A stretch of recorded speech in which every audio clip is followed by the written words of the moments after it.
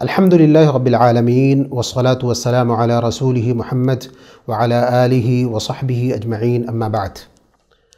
ویسے تو رمضان کے سارے ایام نہایت فضیلت اور اہمیت والے ہیں، لیکن آخری عشرے کی جب بات آتی ہے تو یہ سمجھ میں آتا ہے کہ اس کی اہمیت اور فضیلت بہت زیادہ ہے۔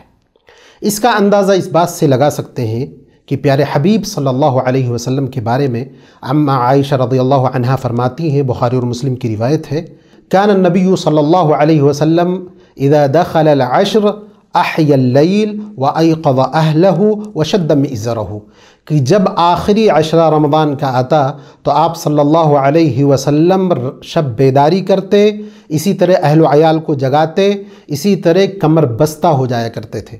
مسلم شریف کی روایت میں ہے، کان یجتہد فی العشر الاواخر ما لا یجتہد فی غیرہا، کہ آپ صلی اللہ علیہ وسلم رمضان کے آخری عشرے میں جتنی محنت اور مشقت کرتے تھے بقیہ ایام میں نہیں کرتے تھے۔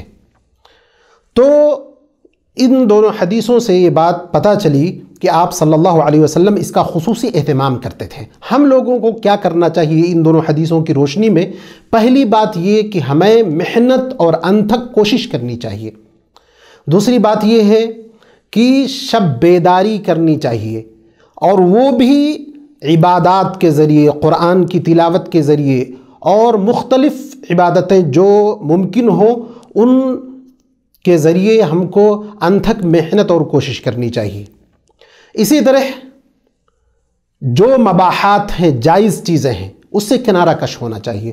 جیسے ایک حدیث میں آتا ہے وَشَدَّ مِئْزَرَهُ، یعنی آپ صلی اللہ علیہ وسلم اس آخری عشرے میں اپنی بیویوں سے الگ تھلگ ہو جایا کرتے تھے۔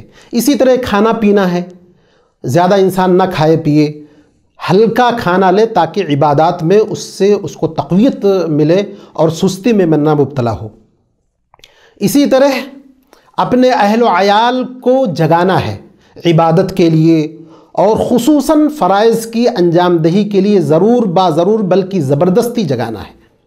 اسی طرح آپ صلی اللہ علیہ وسلم، جیسا کہ بخاری کی روایت ہے، اما عائشہ خود فرماتی ہیں، کان یعتکف العشر الاخیر یا کان یعتکف العشر الاواخر، کہ آپ صلی اللہ علیہ وسلم رمضان کے آخری عشرے کا اعتکاف کرتے تھے، تو یہ بھی بہترین عمل ہے۔ تو من جملہ طور پر یا خلاصہ کلام یہ بات ہوئی کہ ہم کو اسے اہمیت دینا چاہیے، اس میں کوشش کرنا چاہیے، عبادات زیادہ سے زیادہ کرنی چاہیے، کمر بستہ ہو جانا چاہیے، دنیاوی مشاغل کو ترک کر دینا چاہیے۔ آخر میں دو تنبیہ بہت ضروری ہے۔ پہلی تنبیہ یہ کہ جو چیزیں بیان کی گئی ہیں سب کا تعلق مستحبات سے ہے، واجبات سے نہیں ہے۔ تو ہمارے ذہن میں یہ بات رہے کہ ایسا نہ ہو کہ ہم مستحبات پر عمل کر کے اس کے بارے میں کوشش کر کے تھک جائیں اور واجبات میں ہمارے کمی ہو جائے یا اس میں ہم سستی کے شکار ہو جائیں، تو یہ بات معیوب ہے۔ ہم کو واجبات پہلے ادا کرنی ہے، اس کے بعد ان مستحبات میں لگنا ہے۔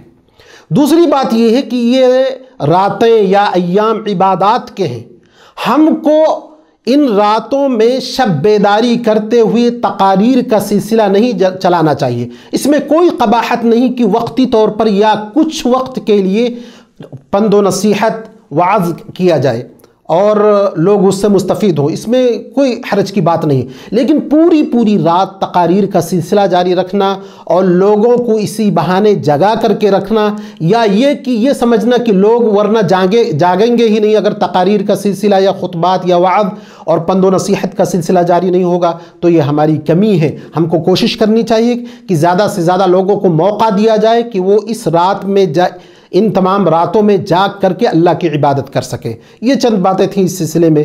رب العزت والجلال سے دعا ہے کہ اللہ ہمیں توفیق دے کہ ان ایام میں زیادہ سے زیادہ اللہ کی عبادت کر سکیں، ہم نبی اکرم صلی اللہ علیہ وسلم کے طریقے کے مطابق زیادہ سے زیادہ اپنے وقت کو اللہ کی عبادت میں لگائیں۔ آمین۔ وآخر دعوانا الحمدللہ رب العالمین۔